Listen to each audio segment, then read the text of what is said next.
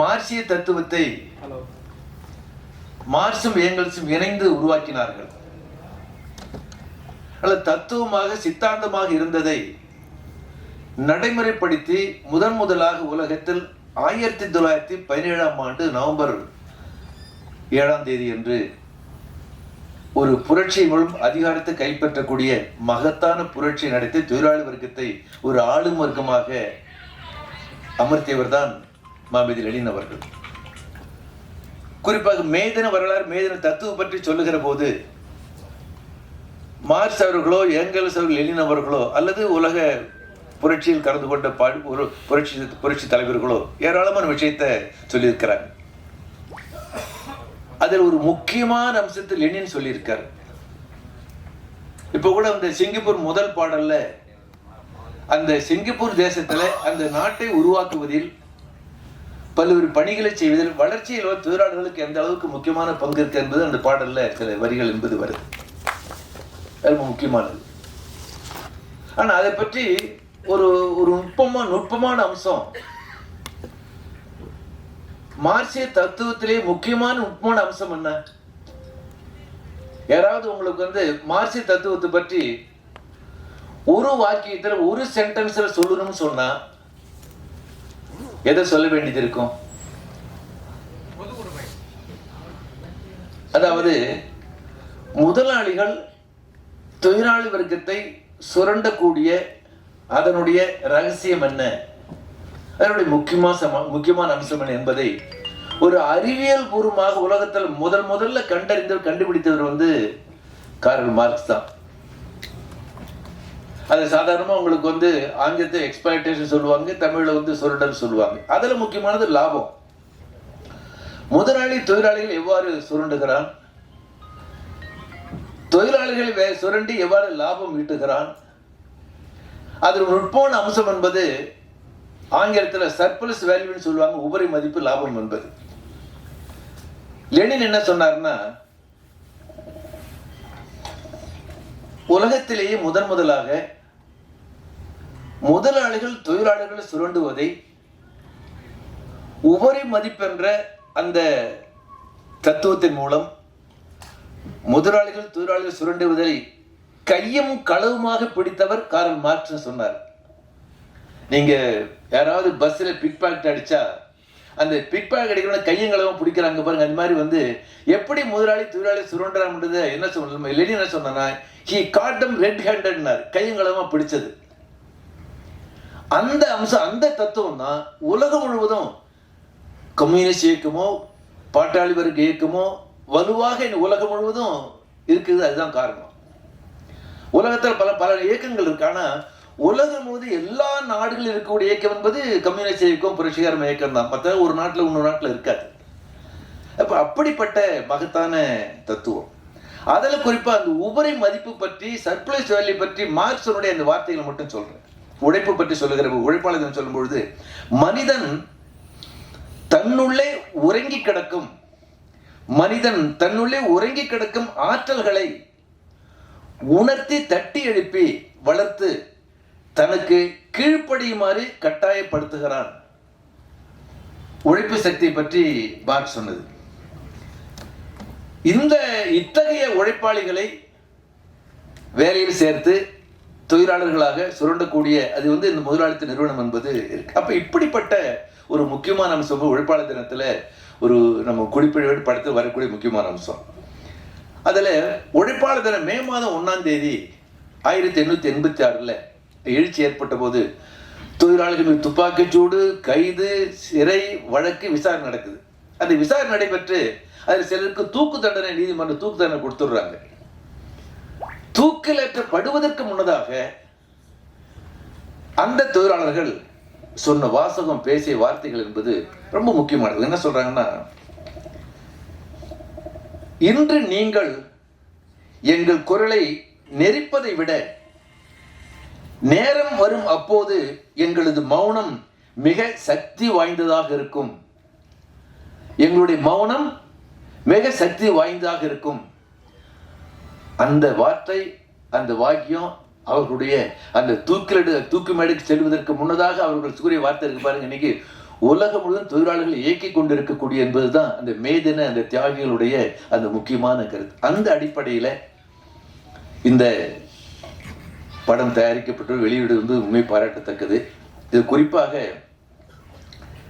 மேதினத்தை பற்றி தமிழொலி என்ற கவிஞர் 1952ஆம் ஆண்டு அவர் எழுதிய கவிதை என்பது பிரசுரமாக்கி தமிழனுடைய கவிதை தொகுப்பில் அது இருக்கு. நான் ஒரு 2 வரிகளை மட்டும் சொல்ல நினைக்கிறேன். கோழிக்கு முன்னெழுந்து கொத்தடிமை போல் உழைத்து பாடுபட்ட ஏழை முகம் பார்த்து பதபதைத்து கண்ணீர் துடைக்க வந்த காலமே நீ வருக. மண்ணை இரும்பை மரத்தை பொருளாக்கி விண்ணில் மழை இறக்கி மேதினிக்கு நீர் பாய்ச்சி வாழ்க்கை பயிரிட்டு வாழ்ந்த தொழிலாளி கையில் விலங்கிட்டு காலமெல்லாம் கொள்ளையிட்ட பொய்யர்குலம் நடுங்க பொங்கி வந்த மேதினமே. இந்த தமிழனுடைய அந்த மேதின அந்த கவிதையையும் நான் நம்பிராஜனுக்கு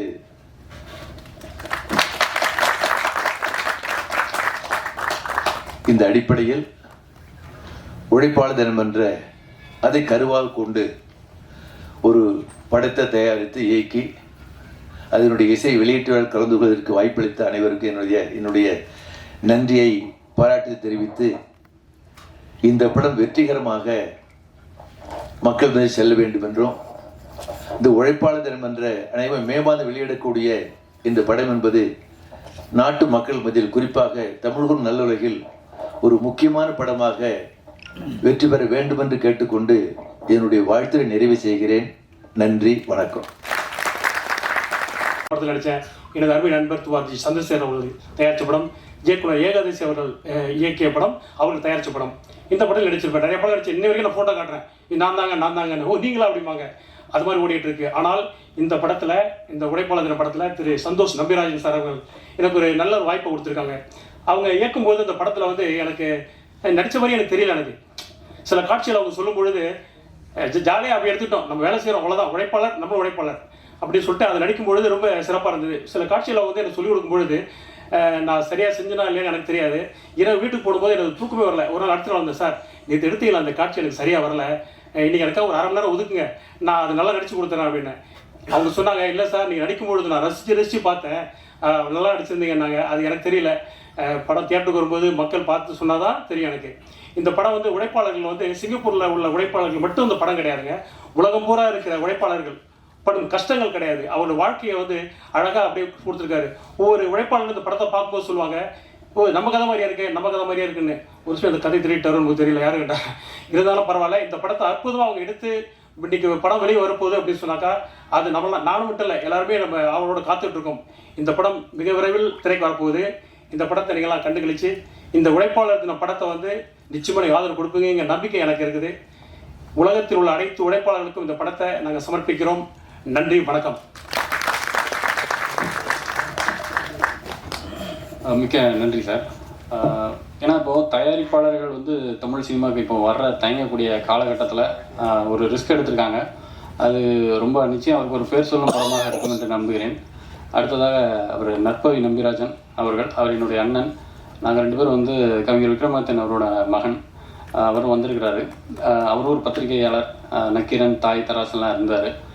ரொம்ப சந்தோஷமாக இருக்குது. எங்கள் அண்ணனோட நான் ஒரே மேடையில் ஒன்றா உட்காந்துருக்கோம். ரொம்ப நன்றி வந்ததுக்கு. இப்போ பேசுங்க. அனைவருக்கும் வணக்கம். அதாவது பொதுவாகவே சொல்லுவாங்க, வீட்டை கட்டிப்பார் கல்யாணத்தை பண்ணிப்பாருன்னு. திரைத்துறையை பொறுத்த வரைக்கும் இப்போ ஒரு சினிமாவை எடுத்து ரிலீஸ் பண்ணுறதுங்கிறதே அந்த மாதிரி தான் இருக்குது. தியேட்டரில் ரிலீஸ் பண்ணுறதுங்கிறதே பெரிய இதாக இருக்குது. அதுவும் சின்ன பட்ஜெட் படங்களுக்கெல்லாம் வந்து முன்ன மாதிரியான வரவேற்போ அல்லது தியேட்டர்களோ கிடைக்கிறதே ரொம்ப இதாக இருக்கும்போது, இந்த மாதிரியான படங்களுக்கு வந்து பத்திரிகை துறை சார்ந்த நண்பர்கள் தான் வந்து மிக முக்கியமாக வரவேற்பு கொடுத்து தியேட்டரில் ரிலீஸ் ஆகிறதுக்கான வழிவகைகளை செய்யணும்.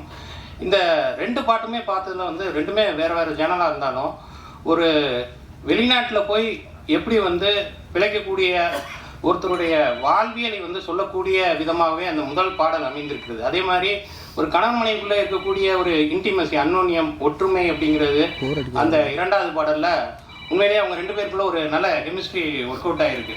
அவங்க வந்து நடித்த மாதிரியே தெரியல, வாழ்ந்த மாதிரி தான் இருக்குது அந்த 2வது பாடல். 2 பேருமே நல்லா அதில் வந்து ஒரு கணவன் மனைவியாகவே வாழ்ந்துருக்குறாங்க. ஸோ அந்த பொதுவாகவே வந்து வெளிநாட்டில் வாழக்கூடிய இந்தியர்கள் பொதுவாகவே எப்படி இருப்பாங்க அப்படின்னா, நமக்கு என்ன நினைக்கிறோம், வெளிநாடு போயிட்டாங்கன்னா நல்லா காசு பணம் சம்பாதிக்கிறாங்க அப்படி இப்படி தான் நம்ம நினைப்போம். ஆனால் நான் வந்து சிங்கப்பூருக்கு நிறைய தடவை போயிருக்கும் போதெல்லாம் அங்கேருந்து இங்கே வரணும்னு தான் அவங்க பார்ப்பாங்க. சொர்க்கமே என்றாலும் நம்ம ஊரை போகிற வருமானு இளையராஜா சார் ஒரு படத்தில் கூட வந்து அந்த பாட்டு இருக்கும். அந்த அதே மாதிரி தான். ஏன்னா எல்லாருக்குமே வந்து ஒரு காலகட்டத்தில் வந்து அவங்களுடைய வாழ்வியல் சூழல் காரணமாக அவங்களுடைய ரெஸ்பான்சிபிலிட்டி கமிட்மெண்ட் சார்ந்து வெளியில் போனாலும் சொந்த ஊருக்கு எப்படா வருவாங்க அப்படிங்கிற மாதிரி தான் இருக்கும். இந்த படமும் அந்த மாதிரியான ஒரு இதைத்தான் சொல்லுது. ஒரு ஃபேமிலி கமிட்மெண்ட்டோடு இருக்கக்கூடிய ஒரு நபருக்கு அந்த வெளிநாட்டில் இருந்தாலும் அவங்க அங்கே படக்கூடிய விஷயங்களை எல்லாத்தையுமே சேர்த்து சொல்லியிருக்காங்க. உழைப்பாளர் தினம் அப்படிங்கும்போதே வந்து நானும் என் தம்பியும் வந்து அடிக்கடி மெரினா பீச்சுக்கு தான் அடிக்கடி போவோம் அந்த காலகட்டத்தில். அப்போ அந்த உழைப்பாளி சிலையை பார்க்கும்போதெல்லாம் எனக்கு வந்து நம்மளும் வந்து பெரிய அளவில் உழைச்சி ஜெயிச்சு பெரிய அளவு வரணும் அப்படிங்கிற ஒரு இது இருக்கும். இன்றைக்கி வந்து அந்த தலைப்பையே வந்து ஒரு கவிதையாக இருக்குது. ஐயா ஜி ராமகிருஷ்ணன் சார் வந்து நிறைய விஷயங்கள் அதை பற்றி பேசியிருந்தாங்க.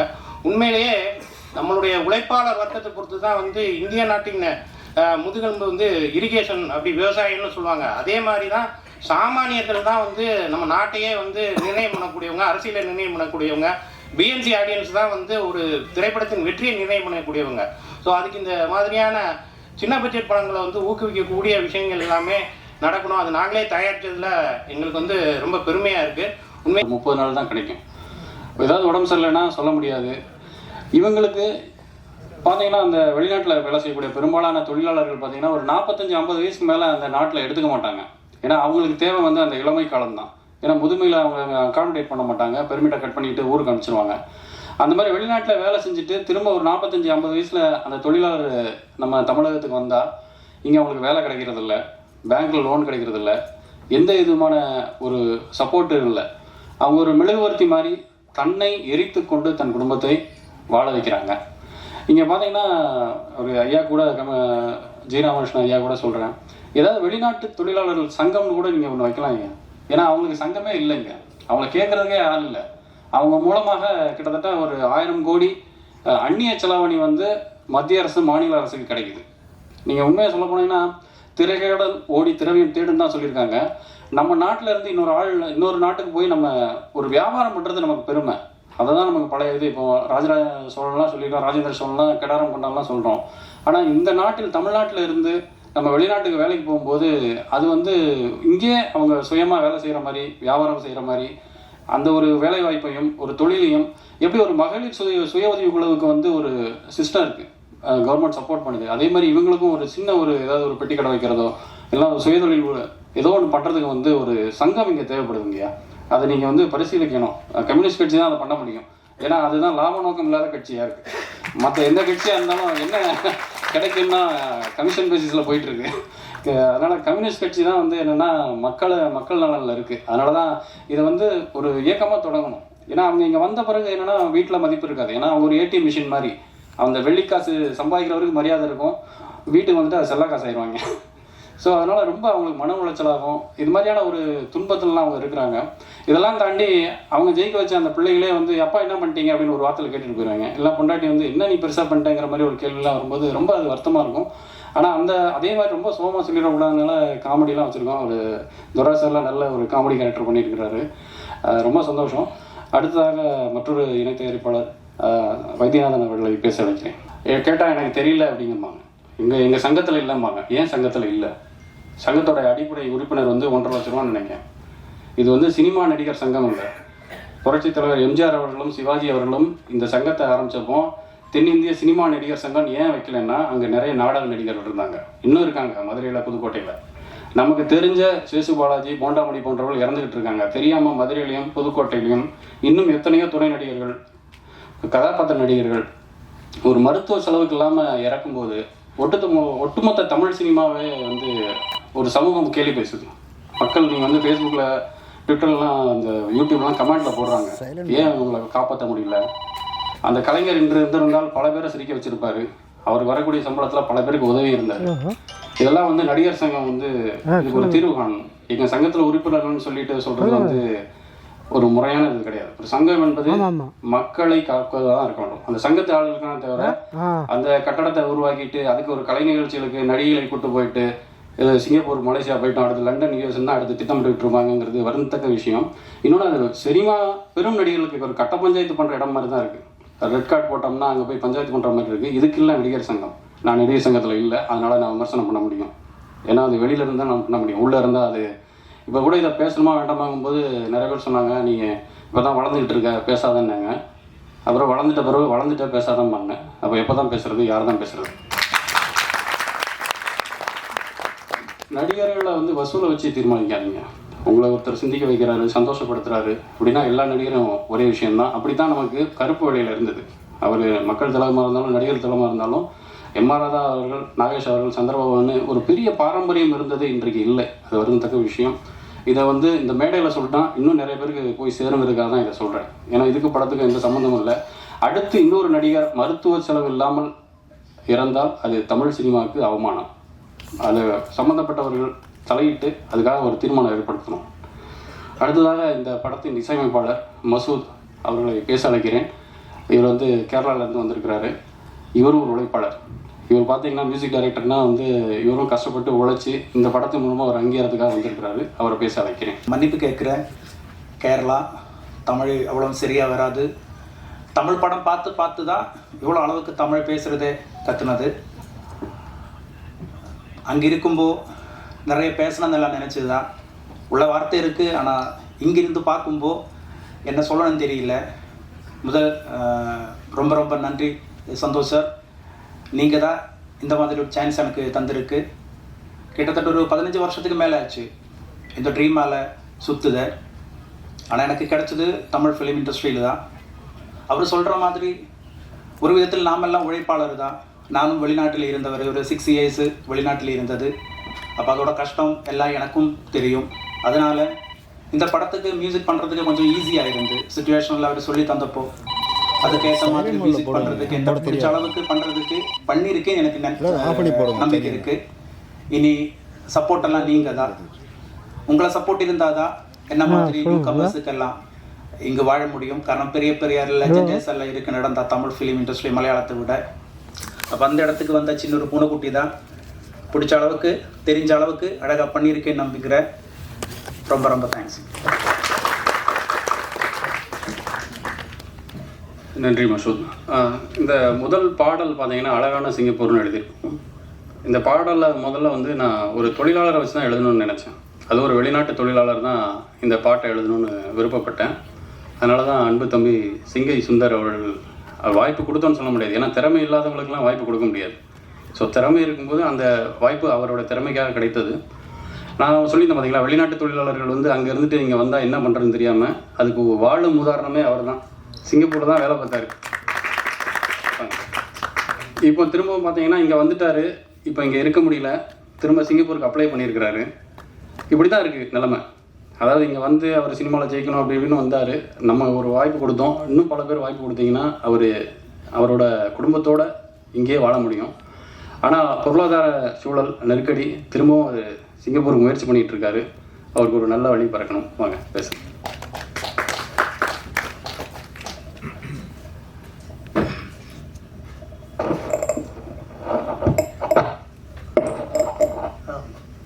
இங்கே வந்திருக்கும் அனைவருக்கும் என்னோட முதல் வணக்கத்தை தெரிவிச்சுக்கிறேன். மேடையில் அமர்ந்திருக்கும் தோழர் ஜிஆர் அவர்களுக்கும், நடிகர் சார் ராஜ்கபூர் சார் மற்றும் அனைவருக்கும் என்னோட முதல் நன்றியையும் வணக்கத்தையும் தெரிவிச்சுக்கிறேன். இந்த பாடல் வந்து இந்த படம் குறித்து சந்தோஷம் தான் வந்து என்னை சிங்கப்பூரில் சந்திக்கும் போது பேசிக்கிட்டோம். ஒரு தேநீர் சந்திப்பில் தான் இதுக்கான ஒரு முதல் படி கிடைச்சிது. பேசிக்கிட்டு இருக்கும்போது நான் 2 கவிதை தொகுப்பு வெளியிட்டிருந்தேன். கடல் தாண்டிய பறவை மற்றும் முன்மலை கால தட்டான்கள்னு சொல்லிட்டு 2 கவிதை தொகுப்பும் நல்ல வரவேற்பு பெற்றது. அதில் கடல் தாண்டிய பறவை அப்படிங்கிற கவிதை தொகுப்பு வந்து அண்ணனிடம் கொடுத்தேன், இதை வாசிக்கிங்க அப்படின்ட்டு. அதை வாசிச்சுட்டு தான் என்னை பாடல் எழுத அழைச்சாங்க. நான் கிட்டத்தட்ட 12 வருஷம் நான் சிங்கப்பூரில் வேலை பார்த்தேன். நான் இந்த பாட்டு எழுதும் போது நான் சிங்கப்பூரில் தான் இருந்தேன். ஏன்னா இந்த பாடல் எழுதும் போது எனக்கு அங்கே இருக்கிற தொழிலாளர்களோட கஷ்டம், அங்கேயும் இங்கேயும் இருக்கிற உறவு சிக்கல், இது போன்ற நிறைய விஷயங்கள் எனக்கு வந்து எழுதுறதுக்கு ஈஸியாக ரொம்ப எளிதாக இருந்துச்சு. அப்படி நிறைய சுச்சுவேஷன் சொல்லும்போது எனக்கு ரொம்ப நெருக்கமாகவும் இருந்துச்சு. அழகான சிங்கப்பூர் அந்த தலைப்பு, அந்த முதல் வரி எழுதுறதுக்கு காரணம் என்னென்னா, அண்ணா கேட்டுக்கிட்டாங்க, ஒரு இந்த இடத்துல சொல்லலாமா என்னன்னு தெரியல, இருந்தாலும் நான் சொல்கிறேன். அதாவது சொர்க்கமே என்றாலும் நம்ம ஊரை போல வருமானு நம்ம லெஜண்ட் ராஜா சார் பாட்டு, அது இன்றளவும் சிங்கப்பூரில் வந்து ஒரு பொது வானொலியிலையோ பொது இடங்களையோ ஒளிபரப்ப முடியாத ஒரு சிக்கல் இருக்குது. அது அஃபிஷியலாவோ அன்அஃபிஷியலாவோ எனக்கு அது தெரியல. ஆனால் நான் நிறைய முறை ட்ரை முயற்சிக்கும் போது அந்த பாடல் ஒளிபரப்ப மறுத்து விட்டார்கள். அப்போது அதை வந்து அண்ணன் வந்து என்கிட்ட சொன்னாங்க, இந்த மாதிரி விஷயங்களை நம்ம வந்து ஒரு இதை உடைக்கணும், நம்ம வந்து ஒரு பெருமைப்படுத்துகிற விஷயமாகவும், இங்கே இருக்கிற உழைப்பாளர்கள், தொழிலாளர்கள், புலம்பெயர்ந்து வந்த தொழிலாளர்கள், அவர்களோட வாழ்வியலை சொல்கிற விதமாகவும் ஒரு பாடல் எழுதணும் அப்படின்னு சொன்னாங்க. சப்ஜெக்டை சொன்ன உடனே எனக்கு ரொம்ப நெருக்கமாயிடுச்சு. அப்புறம் மியூசிக் டைரக்டர் மசூத் சார்கிட்ட பேசும்போது டியூன் கொடுத்தாங்க. எல்லாமே இணையதளம் வழியாக தான் இது பண்ணோம், நேரடியாக சந்தித்தது இல்லை. இப்போ தான் 2வது முறையாக மியூசிக் டைரக்டரை சந்திக்கிறேன். எல்லாமே ஆன்லைனில் தான் எழுதி கொடுத்தேன். இன்னொரு பாடல் தீரா காதலி அப்படின்னு சொல்லிட்டு 3வதாக ப்ளே பண்ணாங்க. அந்த பாடலும் நான் எழுதின பாடல் தான். அதுவும் கிட்டத்தட்ட ஒரு கணவன் மனைவி இடையிலான பிரிவு. ஏன்னா 12 வருஷத்தில் நான் அப்போது எனக்கு திருமணம் ஆகலை.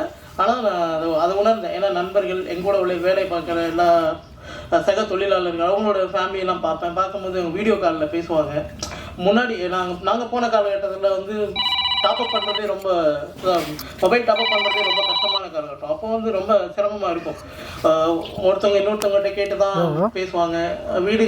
அவங்களோட மனைவி, அம்மா, அப்பா அவங்ககிட்ட பேசுகிறது ரொம்ப பார்க்குறதுக்கு ரொம்ப கஷ்டமாக இருக்கும்.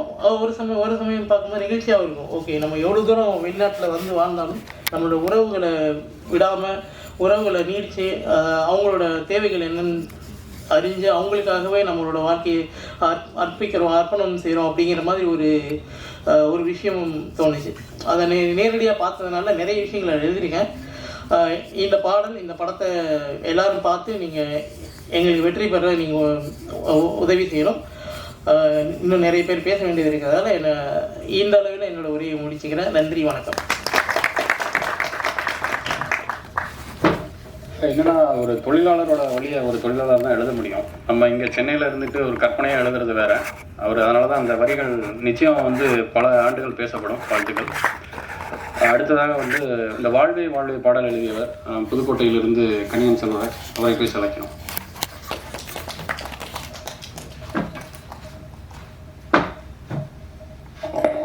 அனைவருக்கும் வணக்கம்.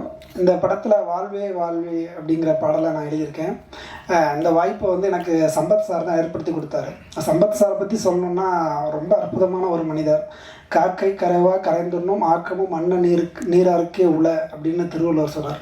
ஒரு காக்கை தனக்கு கிடைச்ச உணவை தான் மட்டும் உண்ணாது எல்லாருக்கும் பகிர்ந்து கொடுக்கும். அப்படிப்பட்ட மனிதர்கள் தான் இந்த உலகத்துக்கு தேவை, அவங்க தான் வெற்றி பெறுவாங்கன்னு சொல்லுவாங்க. அந்த மாதிரி தனக்கு எது கிடைச்சாலும் தன்னோட சுற்றி இருக்கவங்களுக்கு கொடுக்கக்கூடிய ஒரு பண்பாளர் தான் சம்பத் சார்.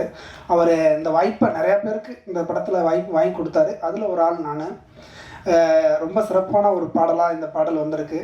அதாவது நெடுநல் வாடையில் சொல்லுவாங்க, கணவன் மனைவிக்குரிய உறவை அவ்வளோ அழகாக சங்க இலக்கியங்களில் நிறையா பாடல்கள் இருக்குது.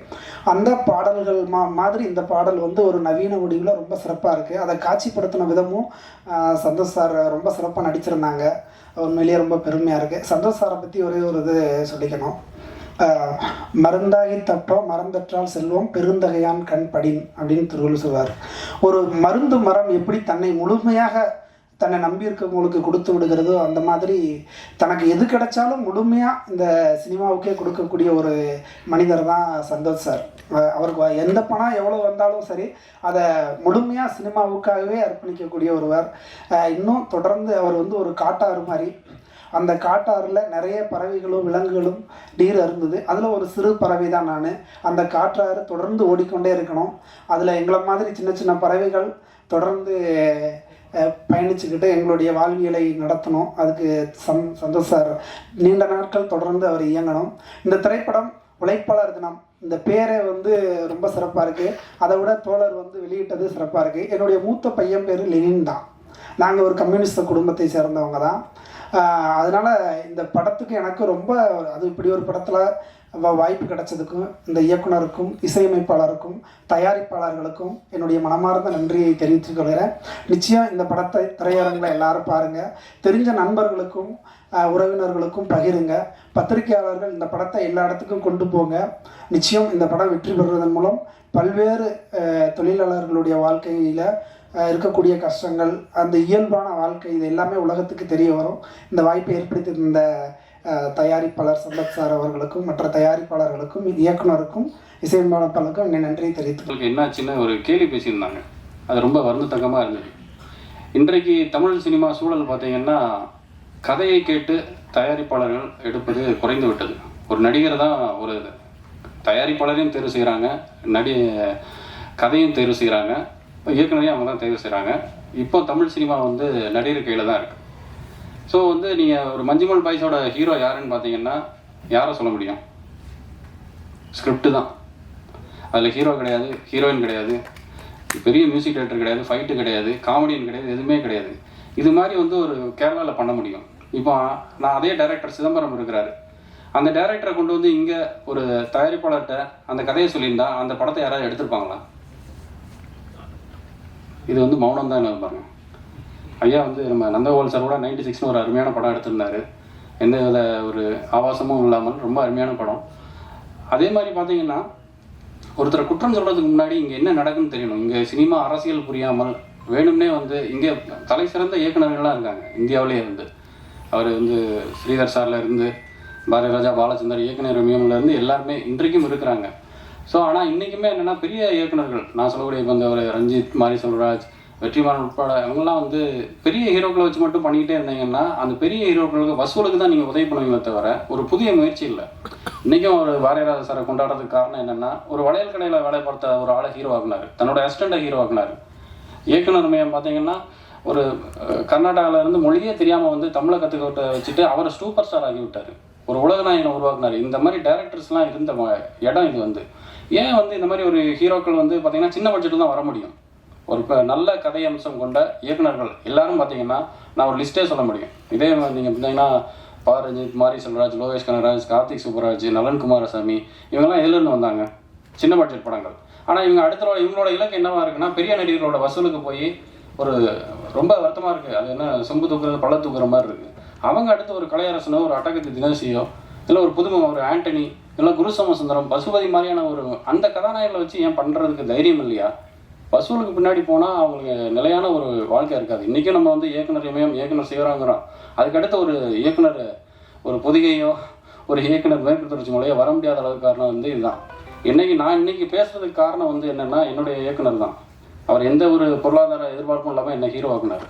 ஸோ வந்து ஒரு ஸ்கிரிப்டுக்கு செலவு பண்ணாமல் நீங்கள் வந்து வெறும் நடிகர்களுக்கு செலவு பண்ணீங்கன்னா தமிழ் சினிமா இன்னும் மிக மோசமான ஒரு வீழ்ச்சிக்கு போகும்.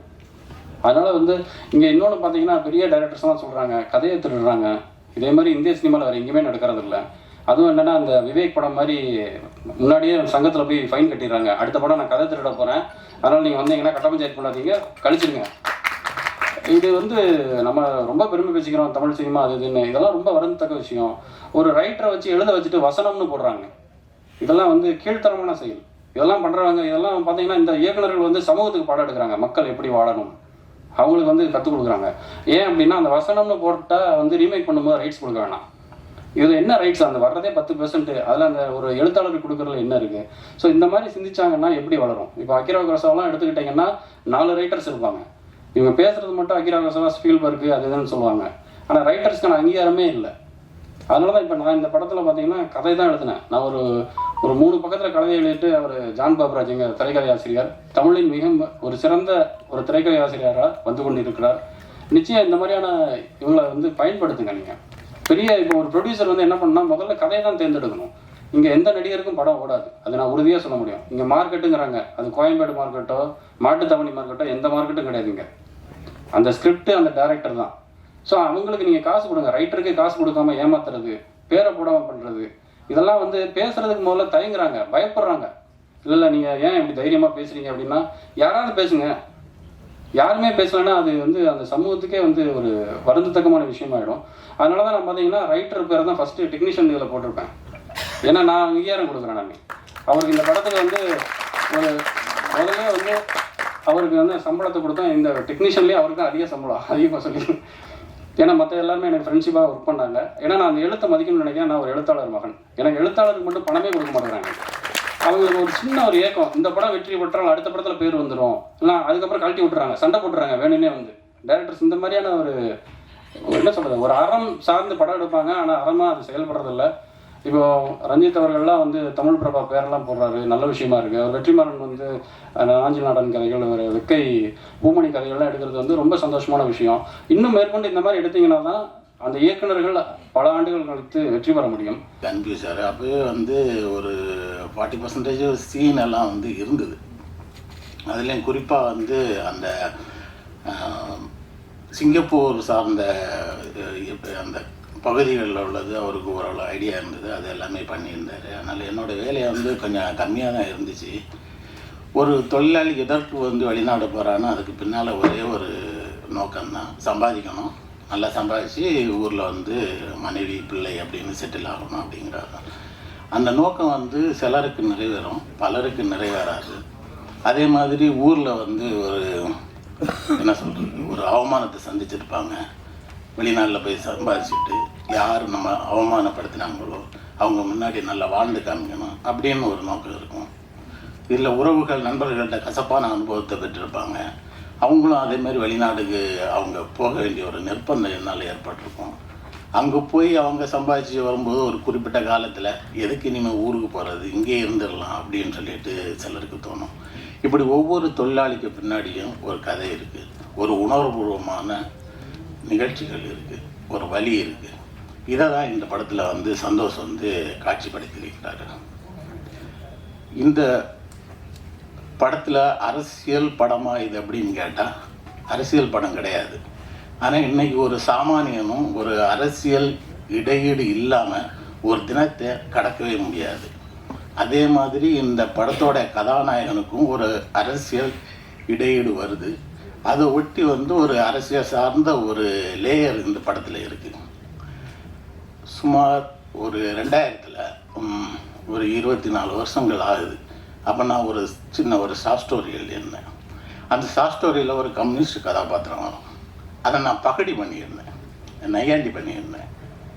அது பிரசுரமாச்சு, அது சிறு பத்திரிகையில் வந்தது, நவீன விருட்சம். அப்புறம் அப்போது எனக்கு அதை பற்றி எதுவும் இல்லை. ஆனால் கொஞ்ச நாள் கழிச்சு நம்ம ஏன் அதை அப்படி எழுதணும் அப்படின்னு ஒரு கேள்வி வந்துச்சு. அதுக்கு காரணம் நான் வந்து பிறந்து வளர்ந்தது எல்லாமே தென் தமிழகத்தில் இருக்கிற அந்த விளவங்கோடு தொகுதியில். அது ஒரு ஹார்ட்கோர் வந்து கம்யூனிஸ்ட் ஏரியா. எங்கள் அப்பா ஒரு தீவிர கம்யூனிஸ்ட்டு, எங்கள் குடும்பமே கம்யூனிஸ்ட்டு வாக்கு கேட்டு வாக்கு போட்டு வாழ்ந்தவன் நான். அப்போ நாம் ஏன் வந்து இதை பண்ணணும் அப்படிங்கிற அந்த கேள்வி பல்வேறு விஷயங்களுக்கு ஒரு பதிலாக எனக்கு இருந்தது. உதாரணமாக ஒரு அரசியல்வாதி ஒரு 100 கார்கள் வச்சு ஒரு பவனி வராங்க, பூவெல்லாம் போடுறாங்க, மக்கள் கூட்டம் இருக்குது. இப்படி இருந்தால் அதை இந்த பொது சமூகம் எப்படி பார்க்கும்? இந்த ஊடகங்களை பொறுத்த வரைக்கும் வழக்கம் போல் கோவை இது என்ன சொல்கிறது, திணறியது, சென்னை கலங்கியது இப்படின்னு போடுவாங்க. ஒரு வெகுஜனம் எப்படி பார்ப்போம்னா அவங்களும் வந்து ரொம்ப மாஸ் காட்டிட்டார்ல அப்படிங்கிற மாதிரி தான் சொல்லணும். ஏன்னா ஒரு 100 ரன் ஒரு கிரிக்கெட் வீரர் அடித்தா அது ஒரு பெரிய விஷயம். ஒரு படம் 100 நாள் ஓடுனா பெரிய விஷயம். அதே மாதிரி ஒரு 100 கார் தொடர ஒரு ஆள் வந்தால் அதை அந்த மாதிரி தான் பார்ப்போம்.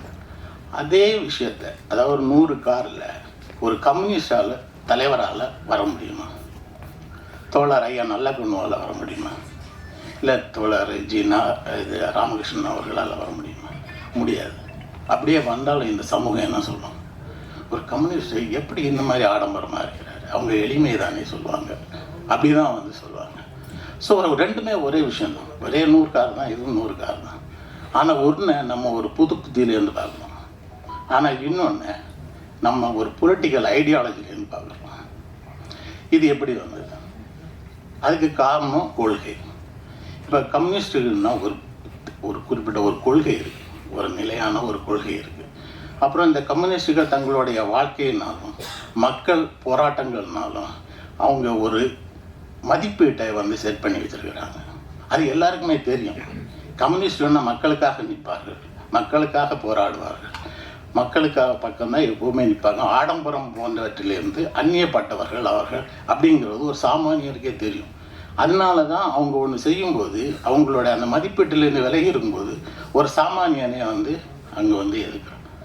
இன்னும் சரியாக சொல்லணும்னா கம்யூனிஸ்டுகள் ஒரு சாமானியனும் அவர்களை கேள்வி கேட்க விமர்சனம் பண்ணக்கூடிய அளவில் மக்களுக்கு பக்கத்தில் இருக்கிறாங்க.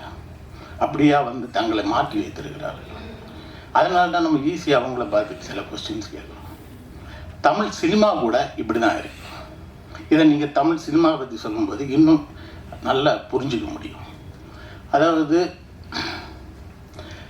இங்கே தமிழ் சினிமா ஒட்டுமொத்தமாக சொல்ல சூப்பர் ஹீரோ இருக்குது, சினிமாஸ் இருக்குது, மாஸ் ஹீரோஸ் நடிக்கிற படங்கள் இருக்குது. இதை எல்லாத்தையுமே நம்ம கொண்டாட்டமாக பார்க்குறோம். அங்கே பறப்பாங்க, ஒரு 4 ஆட்களை அடிப்பாங்க, அதையெல்லாமே கொண்டாட்டமாக பார்க்குற நம்ம லாஜிக் பற்றி எதுவுமே யோசிக்க மாட்டோம். ஆனால் ஒரு இயல்பான வாழ்க்கையை காமிக்கிற ஒரு படத்தை நம்ம எடுத்தோம்னு சொன்னால் அதில் நிறைய லாஜிக் நம்ம ஏன் இது இப்படி இருக்குது. இது ஒரு குற்றச்சாட்டாகவே தமிழ் சினிமாவில் தொன்று இருந்துட்டு வருது. ஒரு வணிக சினிமா எடுத்தால் அவர் கேளிக்கைக்காக எடுக்கிற படத்தில் அவ்வளோ லாஜிக் மிஸ்டேக் இருக்குது, ஆனால் அதை கொண்டாடுறீங்க. ஆனால் ஒரு வாழ்வியலை சொல்கிற ஒரு படத்தை எடுத்தால் அதில் ஒரு சின்ன விஷயத்துக்கும் லாஜிக் பார்க்குறீங்களே அப்படிங்கிற குற்றச்சாட்டு நான் இல்லை, அதுக்கு தொண்டே இருந்துட்டு இருக்கு. ஆனால் இது இப்படி தான் இருக்கும், இதுதான் இதோட நியதி. உதாரணமாக நம்ம ஒரு குழந்தைகிட்ட அந்த பாட்டி வடை சுடுற கதை இருக்கு இல்லையா. பாட்டி ஒரு ஊரில் ஒரு பாட்டியை வடை சுட்டாங்க. அது வந்து காக்கா எடுத்துகிட்டு போச்சு. நிறைய போய் இது காக்காக்க ஒரு பாட்டு பாடுன்னு சொல்கிற அந்த பாட்டி வடை சுட்டாங்க. அது ஒரு குழந்தைகிட்ட சொன்னால் எந்த குழந்தையும் அதை ரசித்து கேட்கும். ஆனால் அதே குழந்தைகிட்ட போய் நம்ம பாட்டி இருக்காங்கல்ல, அவங்க இன்னைக்கு வந்து வடை சுட்டாங்க, ஒரு காக்கா எடுத்துகிட்டு போச்சு, நம்ம வீட்டு டாமி இருக்குல்ல, டாமி அது போய் காக்கா கிட்ட காக்கா ஒரு பாட்டு பாடுது சொல்லிச்சு அப்படி சொல்லி பாருங்க, எந்த குழந்தையும் நம்பாது. அது கேட்கும், நம்ம வீட்டு டாம் எப்படி வந்து பேசும் அப்படின்னு சொல்லிட்டு. ஸோ நீங்கள் ஏன் அது எங்கேயோ ஒரு பாட்டி எங்கேயோ ஒரு வடை சுடுற டைமு அந்த கதையில் வந்து நிறைய பேசலாம், காகம் வந்து பாடலாம். ஆனால் நம்மளுடைய வாழ்வியலை பிரதிபலிக்கிற ஒரு படத்தில் அந்த வாழ்வியலை நடைமுறை யதார்த்தத்தை ஒட்டிய கேள்விகள் கேட்கப்படும். இதுதான் வந்து முக்கியம். அதே மாதிரி ஒரு அரசியல் கட்சி எப்போ நடைமுறை யதார்த்தத்தை புரிந்து அந்த மக்களோடு மக்களாக நின்று ஒரு போராட்டத்தை பண்ணும்போது அவர்களுக்காக பேசும்போது அந்த நடைமுறை யதார்த்தத்தில் இருக்கிற எல்லா விஷயங்களுக்கும் அவங்கள கேள்வி கேட்பாங்க. அதனால மாடியில் இருந்து கை காமிக்கிறவங்கள்ட்ட இந்த கேள்வியெல்லாம் கேட்க மாட்டாங்க. ஸோ இது அவங்களுக்கான ப்ரிவிலேஜ். நமக்கு ஏன் இல்லை அப்படின்னு வருத்தப்படக்கூடாது. இந்த கேள்விகள் கேட்குறது நாம் நிறைய ஜனநாயக பூர்வமாக இருக்கிறவங்கள்ட்ட மட்டும்தான் கேட்க முடியும், மற்றவங்கள்ட்ட கேட்க முடியாது. இன்றைக்கி ஒரு ரவுடி இருக்கிறான், அவன் வந்து மோசமான வார்த்தைகளில் பேசுவான். இன்னொரு தன்மையான மனிதர், அவருக்கு ஜனநாயகம் தெரியும், நீதி நியாயம் பேசுகிறவர். அந்த ரவுடி நம்மளை பார்த்து ஒரு கெட்ட வார்த்தைகள் பேசினா நாம் அதிர்ச்சி ஆக மாட்டோம். ஏன்னா அவன் எல்லார்ட்டையும் அப்படி தான் பேசுவான். அங்கே போய் பேசுகிறது கூட நம்ம போக மாட்டோம். ஏன் நான் போனால் அங்கே அவன்கிட்ட வந்து அவனுக்கு தான் அந்த ஜனநாயகமே கிடையாது. அவங்ககிட்ட அப்போ நமக்கு கோபம் இல்லையா, நமக்குன்னு வந்து ஒரு சுயமரியாதை இல்லையா, எல்லாமே இருக்குது, நீதி அரைச்சிட்டம் எல்லாம் இருக்குது. ஆனால் அவனுக்கு முன்னாடி அதை காமிக்க முடியாது. ஏன்னா அவன்கிட்ட அதுக்கு அந்த காதை, ஜனநாயகத்தின் காதை அவன்கிட்ட கிடையாது. அதனால் அவன்கிட்ட பேச மாட்டான். அவன் நாயின்னு சொல்லுவான், குரங்குன்னு சொல்லுவான், செருப்பால் அடிப்பேன்னு சொல்லுவான். அப்போ எல்லாம் நம்ம சும்மா தான் இருந்துட்டு இருந்தோம். அதே இது ஒரு தன்மையான மனிதர் டேன்னு கூப்பிட்டா கூட என்னையா நீங்கள் டேன்னு கூப்பிட்டீங்க கேட்போம். ஏன்னா அவர்கிட்ட புரிய வைக்க முடியும், அவர்கிட்ட ஒரு ஜனநாயகத்தின் காது அவர்கிட்ட இருக்குது. அதனால ஒரு கை நீட்டி பேசின உடனேயே நாம் அவர்கிட்ட நீங்கள் எப்படி வந்து என்னை கை நீட்டி பேசலாம் அப்படின்னு கேட்குறோம் இல்லையா. ஸோ எப்போ ஒரு ஆள் ஜனநாயகம், அப்போ நம்மள்கிட்ட இருக்கிற இந்த என்ன சொல்கிறது சுயமரியாதை, அரைச்சிட்டோம், இது எல்லாம் விழிப்போடு இருக்கணும்னா நம்ம முன்னாடி ஒரு ஜனநாயகமான ஒரு ஆள் இருக்கணும், ஒரு கொள்கை இருக்கணும். அதுதான் வந்து கம்யூனிசம். அவங்கள தான் நம்ம அதிகம் கேள்வி கேட்குறோம். அதனால நம்ம கேள்வி கேட்கும்போது நாம் ஒன்று கேட்கணும், நம்மளுடைய வீரம் மட்டும் கிடையாது கேள்வி கேட்பது. எதிரில் இருக்கிறவன் ஜனநாயகபூர்வமாக இருந்தால் மட்டும்தான் அந்த கேள்வியை நம்மளால் கேட்க முடியும். நான் இந்த புரிதல் எனக்கு அன்னைக்கு இல்லை, அதனால நான் அப்படி எழுதினேன். இன்னைக்கு அந்த புரிதல் இருக்கிறனால இந்த படத்தோட கதையில் ஒரு கேள்வி இதே மாதிரி ஒரு கம்யூனிஸ்ட் கிட்ட முன்வைக்கும்போது அவர் அதற்கான சரியான பதிலை என்னால் வசனமாக எழுத முடிஞ்சிருச்சு. அதனால் ஒரு கேள்வி கேட்பது, இன்னொருத்தரை கேள்வி கேட்காம இருக்கிறோம் அப்படிங்கிறது அது அவங்களுக்கான ப்ரிவிலேஜா அப்படின்னு சொல்லிட்டு வருத்தப்பட வேண்டியது மக்களோடு மக்கள் இது பணி செய்துட்டு இருக்கிறவங்க கவலைப்பட வேண்டிய அவசியம் கிடையாது. இதற்கு மிக முக்கியமான இன்னொன்று சொல்கிறேன். இதோட ஏன் கிடையாது அப்படின்னா, இதோட எண்டு ரிசல்ட் பார்க்கணும். தமிழ் சினிமாவில் கடந்த ஒரு 15-20 வருடங்களாக தமிழ் சினிமா மேடைகளில் ஒரு 3 இயக்குநர்களுக்கு மட்டும்தான் நிரந்தரமாக நாற்காலி விடப்பட்டிருந்தது. மகேந்திரன், பால்மகேந்திரா, பாரதிராஜா. இந்த 3 பேருமே நடைமுறை யதார்த்தத்தை ஒட்டி படம் எடுத்த நம் காலத்தில் முக்கியமான ஆளுமைகள். அவங்க காலத்தில் அவங்கள விடையும் வணிக வெற்றி கொடுத்தவர்கள் எல்லாம் பார்வையாளர் வரிசையில் இருக்கும்போது இவங்களை மட்டும்தான் நம்ம மேடையில் வச்சு கொண்டாடணும். இன்னும் 50 வருஷம் கழிச்சு இவரோட படைப்புகளையும் இவங்களை நம்ம கொண்டாடணும். அதே போல் மக்களோடு நிற்கிற, மக்களோடு பயணிக்கிற, மக்களுக்காக போராடுகிற, பேசுகிற ஒரு தத்துவமும் ஒரு தலைவர்களும் தான் நெடுங்கால நிற்பாங்க. அவங்கள தான் இந்த சொசைட்டி ஞாபகத்தில் வச்சுருக்கோம். அவங்கள தான் தங்களுடைய முன்னோடிகளாக பின்பற்றும். கடைசியாக இந்த படத்தோட சந்தோஷ் பற்றி சொல்லணுன்னா, அது ஒரு சென்னை எனக்கு எடுத்த ஒரு பெரிய ஒரு அற்புதமான விஷயங்களில் ஒன்று சந்தோஷை எனக்கு பழக்கத்துக்கு முன்னாடி அவரோட அப்பா தான் எனக்கு பழக்கம், அண்ணாச்சி விக்ரமாஜி. அவருக்கு பிறகு தான் அவங்க பரு மூலமாக தான் எனக்கு சந்தோஷ் பிரேம் எல்லாமே எனக்கு பழக்கம். இன்றைக்கி அவருடைய வளர்ச்சி, இன்னைக்கு அவர் ஓப்பனாக சில விஷயங்கள் பேசுகிறது, இது எல்லாமே எனக்கு நானே சொல்லிடுறேன் இந்த ஆரம்பத்தில் இதெல்லாம் வேணுமா அப்படிங்கிற மாதிரி. ஆனால் அது மகிழ்ச்சியாக இருக்குது. ஆனால் யாராவது ஒரு ஆள் பேசி தானே ஆகணும் அப்படின்னு. நம்ம ஒரு விவசாயம் பண்ண போகிறோம் அப்படின்னு சொன்னால், இப்போ மாங்கன்று வைக்கிறோம், தென்னங்கன்று வைக்கிறோம், பெரிய அளவில் விவசாயம் பண்ண போகிறோம்னா ஒரு அனுபவசாலிகள் என்ன சொல்லுவாங்க அப்படின்னா, நீ அதெல்லாம் பண்ணு, ஆனால் அதுக்கு கூட கொஞ்சம் கீரையும் வை அப்படின்னு சொல்லுவாங்க. ஏன்னா ஒரு மாங்கன்றோ இல்லை தென்னங்கன்றோ அது வளர்ந்து நமக்கு பயன் தர்றதுக்கு பல காலம் ஆகும். அந்த பெரிய ஒரு டைம் பீரியடில் நம்மளுக்கு ஒரு சலிப்பு வரும், ஒரு அயற்சி வரும். ஆனால் கீரை அப்படி கிடையாது. அதோட வளர்ச்சி ஒவ்வொரு நாளும் நம்ம பார்க்கலாம், ஒவ்வொரு நாளும் பார்க்கலாம். ஒரு 2 வாரத்தில் நம்ம அறுவடை செய்துட்டு போகலாம். அது நமக்கு பெரிய ஒரு திருப்தியை தரும். நம்ம நீண்ட தூரம் பயணிக்கும் போது அதில் சோர்வு தட்டாமல் இருக்கிறதுக்கு இது பெருசாக உதவும். கேட்ட பிற்பாடு ஒரு 5 நிமிஷம் எடுத்துதான் நினைக்கிறேன். நான் 2010 கட்சியினுடைய மாநில செயலாளராக பொறுப்பேற்றேன். அடுத்து 2 மாதங்களுக்குள்ள மறைந்த இயக்குனர் பாலச்சந்தரை அவருடைய ஃப்ளாட்ல சந்திச்சு நான் பேசினேன்.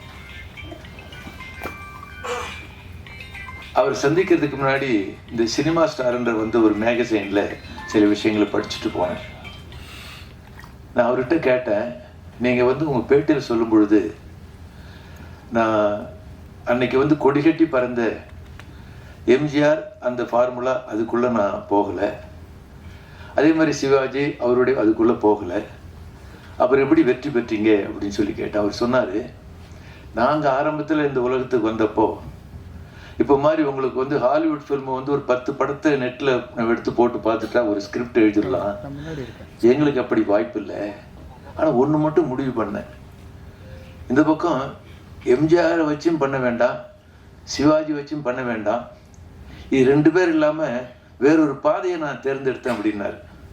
அப்புறம் சொன்னார், ஆனால் என்னை எம்ஜிஆர் ரொம்ப வற்புறுத்தினார், சிவாஜி வற்புறுத்தேன். என்ன சொல்லுவேன்னா, உங்களெல்லாம் வச்சு படம் எடுக்கிறதுக்கு திரைக்கதைக்கு எனக்கு திறமை இல்லைன்னு சொல்லுவேன். கட்டாயப்படுத்திருந்தாலே தெய்வத்தா என்ற படத்துக்கு திரைக்கதை வசனம் மட்டும் நான் எழுதினேன் அப்படின்னு சொல்லி பாலச்சந்தர் சொன்னார். அது போல் பாலு மகேந்திரன் எங்களுக்கு நீண்ட தொடர்பு உண்டு. அவருடைய கடைசி படம் தலைமுறைகள்னு சொல்லி எடுத்த படம் அவரோட. அதே போலவே இவர் ராஜமுருகன், அடுத்து இன்று நேற்று நாளைன்னு எடுத்த ரவிக்குமார், இப்படி பல பேரை, பாரதி ராஜா, பல பேரோட தொடர்பு உண்டு. கடைசியாக ஒரு கட்டத்தில்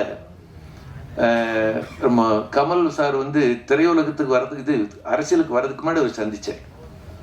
இப்போ நீங்கள் படம் வந்து தலைஞர் அந்த பகுதியில் எடுத்தீங்கல்ல, அந்த கீழத்தஞ்சையினுடைய மண்ணை புரட்டி போட்ட ஒரு மகத்தான தலைவர் இருந்தார். அவர் பேர் பி சீனிவாசராவ். அவர் பிறந்தது கர்நாடகத்தில் தென் கனடாவில், படித்தது பெங்களூரில். ஆனால் காந்திஜியுடைய அழைப்பை ஏற்று காந்திஜி என்ன சொன்னார்னா, மாணவர்களே கல்லூரிகளை விட்டு வெளியேறுங்கள், சுதந்திர பாடத்துக்கு கலந்து கொள்ளுங்கள் என்று அவருடைய அழைப்பேற்று பெங்களூர்லேருந்து சென்னைக்கு வந்து 1936 கம்யூனிஸ்ட் இயக்கத்தில் சேர்ந்து அந்த முடிவின் அடிப்படையில் 40கள் வந்து கீழத்தஞ்சைக்கு போகும்போது அவருக்கு வந்து தமிழ் திக்கி பேச தெரியும், எழுத தெரியாது, படிக்க தெரியாது. ஆனால் வாழ்ந்தது அந்த மண்ணில் 19 ஆண்டுகள். இன்னைக்கு அந்த கீழத்தஞ்சை நாகை திருவாரூர் மாவட்டத்தில் பலமான கம்யூனிஸ்ட் இயக்கம் இருப்பதற்கு வித்திட்டவர் பி சீனிவாசராவ் என்று சொல்லக்கூடிய கர்நாடகத்தில் பிறந்தவர். அவருடைய வாழ்க்கை வரலாற்று அனுபவத்தையும் இன்னும் சில பிரசுரங்களையும் கமலை சந்திச்சு நான் அவர்கிட்ட கொடுத்தேன். உங்கள் உருவத்துக்கு சீனிவாசராமன் நடிக்கலாம், அந்த புக்கெல்லாம் வாங்கிக்கிட்டாரு, நான் பார்க்குறேன்னு சொன்னார். இப்படி உங்களுக்கு வந்து திரையுலகத்தை ஏராளமாக சொல்ல வேண்டிய அவசியம் இருக்கிறது. அது அநேகமாக நான் இவ்வளோ கிரிட்டிக்கலாக நீங்கள் வந்து இன்றைய நிலைமை பற்றி போச்சு நான் எதிர்பார்க்கல. நீங்கள் வந்து அவர் சந்தோஷம், மற்றவங்கெல்லாம் ரொம்ப. அடுத்தது வந்து அந்த பாடல் வந்து பின்னணி சொன்னார் பாருங்க, மலேசியாவில். ஏன்னா நீங்கள் நான் விட்டு நண்பர்கிட்ட சொல்லிட்டு இருந்தேன், ஆடு ஜீவிதம்னு ஒரு நாவல் வந்து படமாக வந்துடுச்சு.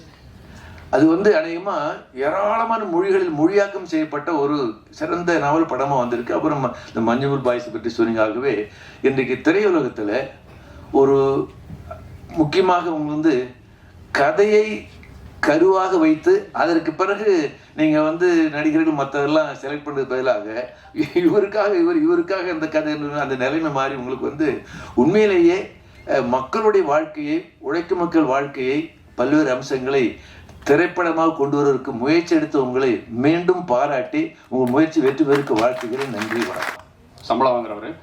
இன்னொரு குழந்தையோட அப்பா வந்து 20,000 ரூபா சம்பளம் வாங்குறவர். அப்போ ஒரு பெரிய உச்ச நடிகர் படம் வெளியாகுது. தேட்டர் டிக்கெட் 160 ரூபா, பாப்கார்ன் 100 ரூபா.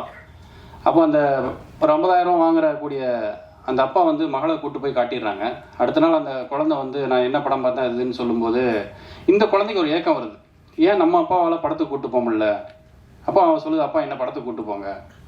ஸோ 20,000 ரூபா வாங்குறவருக்கு இன்றைக்கு ஒரு தமிழ் சினிமாவை பார்க்கறதுங்கிறது ஒரு ஆடம்பரமாகி விட்டது. இது ஒரு நவீன திருட்டு. ஒரு எளிய மக்களின் கலை சினிமாங்கிறது வந்து காலையில் வேலை செஞ்சுட்டு சாயங்காலம் படம் பார்த்துட்டு இருந்த ஒரு சமூகம் இன்னைக்கு வியாபார நோக்கத்தில், மிக முக்கியமாக இதை நான் குற்றம் சாட்டுறது வந்து நடிகர்களோட சம்பளம் தான். ஏன்னா இவங்க சம்பளத்தை ஏற்றும் போது ப்ரொடியூசர் வேறு வழி இல்லாமல் அவங்க அதோட விலையை அதிகப்படுத்துகிறாங்க, டிஸ்ட்ரிபியூட்டர் தலையில் வைக்கிறாங்க, டிஸ்ட்ரிபியூட்டரு தேட்டர் தலையில் வைக்கிறாங்க, தேட்டர்ஸ் கடைசியாக கஸ்டமர்னு சொல்லக்கூடிய கிளைண்ட் வந்து ஆடியன்ஸ் தலையில் வைக்கிறாங்க. இன்றைக்கு 100 கோடி சம்பளம் வாங்குகிற அனைத்து நடிகர்களுமே தமிழ் ரசிகர்களை சட்டப்பூர்வமாக திட்டமிட்டு திருடுகிறார்கள். இது தமிழ் ரசிகர்களுக்கு தெரிய மாட்டேங்குது. இதெல்லாம் வந்து இந்த மாதிரி மேடைகளை சொல்லும்போது தான் போய் சேரும். இதை நீங்கள் எழுதணும் என்னன்ட்டு. உங்களை மாதிரி பத்திரிகையாளர்கள் இதை எழுதும்போது இன்னும் போய் சேரும். இப்போ அந்த 20,000 ரூபா சம்பளம் வாங்குறவர் சரி பிள்ளையை கூப்பிட்டு போகலான்னா தனியாக அனுப்ப முடியாது. 260 ரூபா ஒரு, ஏன்னா பாப்கார்ன் எல்லாம் படம் பார்க்க முடியாதுல்ல. ஸோ 220 ரூபா ஒரு டிக்கெட்டு. இவர் பாப்கார்ன் சாப்பிட வேணான்னு சொல்லிட்டு இவர் ஒரு 100 ரூபாய்க்கு பண்ணுறாரு. இப்போ ஒரே குழந்தைய கூப்பிட்டு போக முடியாது, அண்ணனும் ஆசைப்பட்றான், நானும் படம் பார்க்கணும், நானும் அந்த நடிகர் டிவியில் போட்டு கூப்பிட்றாங்க. ஸோ 560 ரூபா, இவருக்கு ஒரு 100 ரூபா டிக்கெட் 620 ரூபா ஆயிடுச்சு. 3 பேர் போன உடனே அந்த குடும்ப தலைவியும் ஆசைப்பட்றாங்க, நம்ம குடும்பத்தோடு வெளியே போய் ரொம்ப நாள் ஆச்சு, படம் பார்த்தே 4-5 வருஷம் ஆச்சு, நானும் வரேன் அப்படின்னு ஒன்று 1000 ரூபா வருது. இந்த 1000 ரூபாய்க்கு கடன் வாங்குறதா, இல்லைன்னா ஃபீஸ் கட்டு வச்சுருந்த காசோட சேமிப்பை எடுக்கிறதா, இல்லை தன் பிள்ளைகளோட எதிர்காலத்துக்கு நகையை சேர்க்கிறதுக்கு அதிலிருந்து எடுக்கிறதாங்கிற ஒரு இதில் போய் வேறு வழி இல்லாமல் கடன் வாங்கி படம் பார்க்குற அளவுக்கு இன்றைக்கி தமிழ் சினிமாவை கொண்டு போய் விட்டது நடிகர்கள் தான். இதுக்கு வந்து உண்மையை சொல்லப்போனால் இன்றைக்கு தயாரிப்பாளர்கள் இல்லை. கடந்த 10 வருடங்கள் இருந்த பிரம்மாண்ட தயாரிப்பாளர்கள் இன்று இல்லை. ஆனால் காணாமல் போனதுக்கு காரணம் வந்து பேராசை தான். ஏன்னா இன்றைக்கு 1 கிலோ நல்ல அரிசி, ஒரு பொன்னி அரிசி வந்து விலை வந்து 77 ரூபா. ஆனால் ஒரு திரைப்படத்தை டிக்கெட் கட்டணம் 120 ரூபாய்க்கு மேலே இருக்குது. ஆனால் ஒரு விவசாயி 1 கிலோ அரிசியை உருவாக்குறதுக்கு எவ்வளோ பாடுபட வேண்டியதாக இருக்குது. சினிமா கஷ்டப்பட்டு தான் எடுக்கிறாங்க, அதெல்லாம் இல்லைன்னா சொல்ல, அது எளிதாகவும் எடுக்கலாம், எடுக்காமல் இருந்தாலும் ஒன்றும் இல்லை, மக்கள் வாழ்ந்துருவாங்க. அரிசியை விட சினிமா முக்கியம் கிடையாது. நான் சினிமாவில் இருந்தாலும் சொல்கிறேன். ஸோ இந்த திருட்டை வந்து மக்களுக்கு புரியணும்.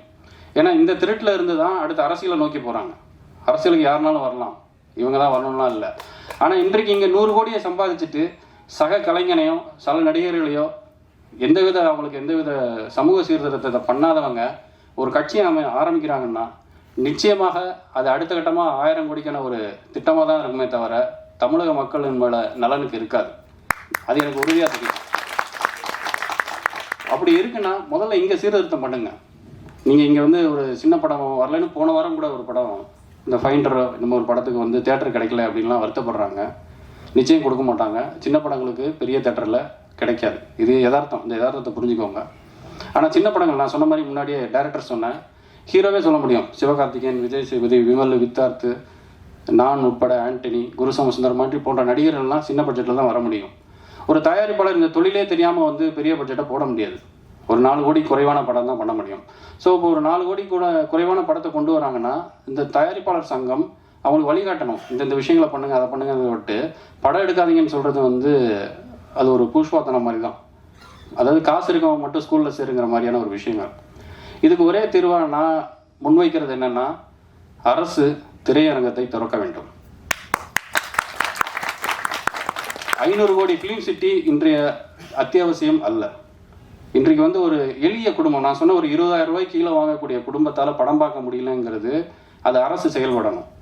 அவங்களுக்கு என்டர்டைன்மெண்ட் என்ன இருக்குது? நிறைய பேர் ஓடிடி கிடையாது, அவங்க மொபைலில் பார்க்க முடியாது. டிவியும் பெருசாக அவங்க நிறைய வீடுகள் இல்லை. ஒரு 300 ரூபா சம்பாதிக்கிற ஒரு ஆளால் 120 ரூபா கொடுக்குறங்கிறது அதுக்கு எந்த படமாக, அது உலக படமாக இருந்தாலும் எவ்வளோ பெரிய படமாக இருந்தாலும் அது தகுதி கிடையாது. இப்போ நாங்கள் இந்த படம் எடுத்திருக்கோம், இந்த படத்துக்கு நான் விலை நிர்ணயிக்க முடியாது. ஒரு விவசாயி வந்து உருவாக்குறாங்க, ஆனால் விவசாயி நிர்ணயிக்க முடியல. இடையில இருக்கக்கூடிய ஆட்கள் தான் நிர்ணயிக்கிறாங்க. எனக்கு இது ஒரு 50 ரூபா வச்சுருந்தா போதும், அப்படி தான் நான் நினைக்கிறேன். நான் தானே உருவாக்குறேன், நானும் என்னுடைய நண்பர்கள் உருவாக்குறோம். ஸோ இதுதான் இங்கே இருக்கக்கூடிய அரசியல். ஸோ இதை தீர்வு செய்யணும்னா 50 நகரங்களை தேர்ந்தெடுத்து 50 திரையரங்களை தமிழக அரசு திராவிட மாடல் உருவாக்குச்சுன்னா உலகத்திலே முதலாக அந்த சாதனையை செய்த பெருமை பெற முடியும். இந்த 50 நகரத்தில் பார்த்தீங்கன்னா இடம் கூட சொல்வேன் நான். பஸ் ஸ்டாண்டில் வைங்க, பழைய பஸ் ஸ்டாண்டோ புது பஸ் ஸ்டாண்டோ, பஸ் ஏறதுக்கு பதில் அங்கே 2 மணி நேரம் பஸ்ஸு லேட்டாக வருதுன்னா தேட்டருக்கு வந்துட்டு போவாங்க. கிட்டத்தட்ட ஒரு திரையரங்கில் இருந்து மட்டும் அரசுக்கு 10 to 12 கோடி ரூபாய் வருமானம் வரும். உங்களுக்கு தேட்டர் வசூல் இருக்குது, கேன்டீன் இருக்குது, பார்க்கிங் இருக்குது. பார்க்கிங் பெரிய பிரச்சனை வராது, ஏன்னா பஸ் ஸ்டாண்டுங்கிறதுனால பக்கத்துலேயே இருக்கும். 5 ரூபா 10 ரூபாயிலே நீங்கள் காரை போட்டுடலாம். மிகப்பெரிய ஒரு ஃபுட்ஃபால் உள்ளே வரும், திரும்பவும் ரசிகர்கள் உள்ளே வருவாங்க. இதை சொன்ன உடனே அந்த தயாரிப்பாளர் திரையரங்க உரிமையாளர் சங்கம் பயந்துட வேண்டாம். ஏன்னா நம்ம ஒரு நல்ல திட்டத்தை முன்வைக்கும் போது அவங்க என்ன பண்ணுவாங்கன்னா, அரசு திறந்துட்டாங்கன்னா நம்ம கூட்டம் வர மாட்டாங்கன்னு சொல்லி சம்மந்தப்பட்ட அதிகாரிகளுக்கு காசை கொடுத்து அந்த திட்டத்தை கிடப்பில் போட சொல்லக்கூடிய ஒரு வாய்ப்பு இருக்குது. ஏன்னா நமக்கு அப்படியான ஒரு சமூகம் அமைந்திருக்கு. நிச்சயம் நம்ம ஒரு கவர்மெண்ட் ஸ்கூல் ஓப்பன் பண்ணுறதுனால ப்ரைவேட்டுக்கு எந்த பாதிப்பும் வராது. ஒரு ரேஷன் கடை ஓப்பன் பண்ணுறதுனால சூப்பர் மார்க்கெட்டுக்கு பாதிப்பு வராது. ஒரு சமூக நலம் கூட உருவாக்குறதுனால அரசு உங்களுக்கு வந்து ஒரு கல்யாண மண்டபம் பிரச்சனையாகாது.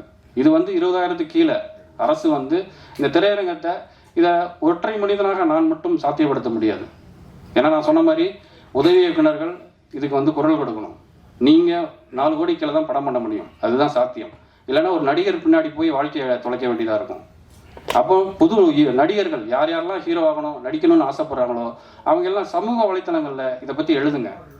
ஒரு ஏன் அரசு வந்து முதல் திரையரங்கத்துக்கு நீங்கள் கலைஞர் பேரை சூட்டுங்க.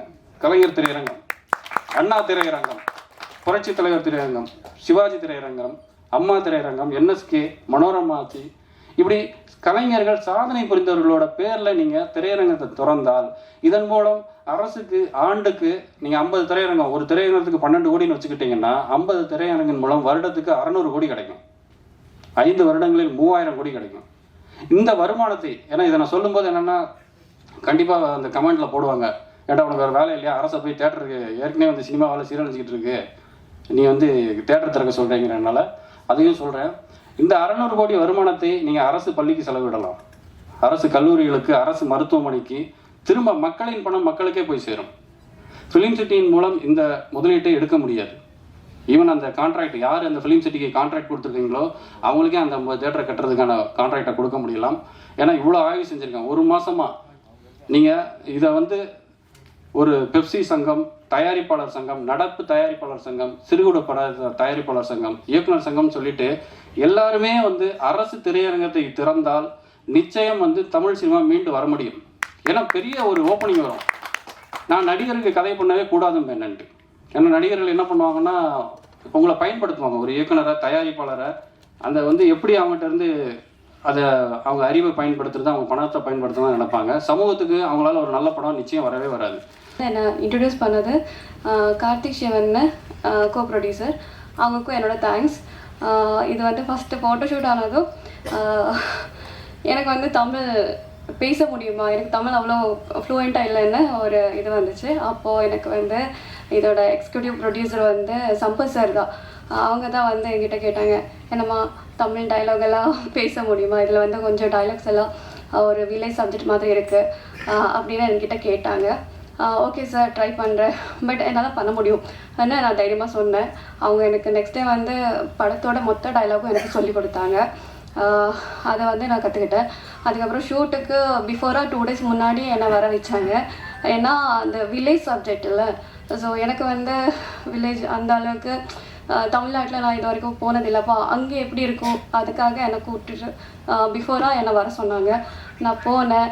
சாரி, மொத்தமாக சாரி தான் அந்த மூவியில் மொத்தமாக எனக்கு இருந்துச்சு. 2-3 சீன் தான் நைட்டியில் இருக்கும். ஸோ அங்கே போனேன். எல்லோரும் கூட பழக சொன்னாங்க, அந்த வில்லேஜில் பழகிட்டேன். அப்போது என்கிட்ட சொன்னாங்க, என்னம்மா டைலாகெல்லாம் கற்றுக்கிட்டியா?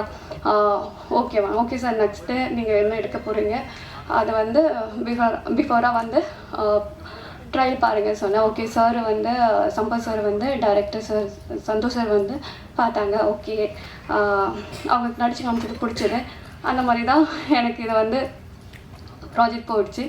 ஸோ எனக்கு இது வந்து மாலதின்னு ஒரு கேரக்டர் ரொம்ப அழகாக இருக்கான ஒரு கேரக்டர். என்ன தான் எல்லோரும் சொல்கிறாங்க, ஹஸ்பண்ட் வந்து வெளிநாட்டு இருக்கிறவங்கள மட்டும்தான் சொல்கிறாங்க, பட் அவங்களுக்காக ஏங்குற ஒரு ஒய்ஃபு, ஒரு அம்மா, ஒரு தங்கச்சி, அக்கா, அந்த மாதிரி மாலதின்னு ஒரு கேரக்டர் எல்லா ஒரு இதில் மாதிரி தான், எல்லா ஒரு பொண்ணுங்க கிட்ட இருக்கிற ஒரு கேரக்டர் தான். வெளிநாட்டில் இருக்கிறவங்களுக்காக இங்கே ஏங்குற ஒரு மனசு இருக்குது. ஹஸ்பண்ட் கூட வாழணும், இல்லை ஒரு அப்பா கூட இருக்கணும்னு இருக்கிற குழந்தைங்களாகட்டும், வெளிநாட்டில் இருக்கும்போது அவங்க எவ்வளோ மிஸ் பண்ணுவாங்க. ஒரு நல்ல நாள், ஒரு ஃபெஸ்டிவல், ஒரு ஸ்கூல் டே, என்ன தான் இருந்தாலும் குழந்தைகளாகட்டும், ஒய்ஃப் ஆகட்டும், அம்மா ஆகட்டும், அவங்கள மிஸ் பண்ணுவாங்க.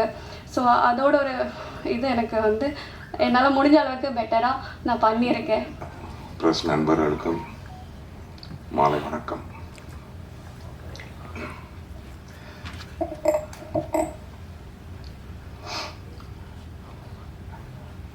இது ஒரு பார்ட்டி ஆஃபீஸில் உட்காந்த மாதிரியே இருக்கு. இங்கே உட்கார வச்சு நம்மளுக்கு கம்யூனிஸ்ட்காரங்க ஆக்கிடுவாங்க டாப்லேட்டா. ரொம்ப சந்தோஷமாக இருக்குது. பொதுவாக இந்த மாதிரி ப்ரெஸ்ஸு ஆடியோ ரிலீஸ்லாம் வந்து சினிமா பிரபலங்களை கூப்பிட்டு பந்தாவாக பயங்கரமாக வந்து சிறப்பாக வந்து பெருசாக பண்ணுவாங்க.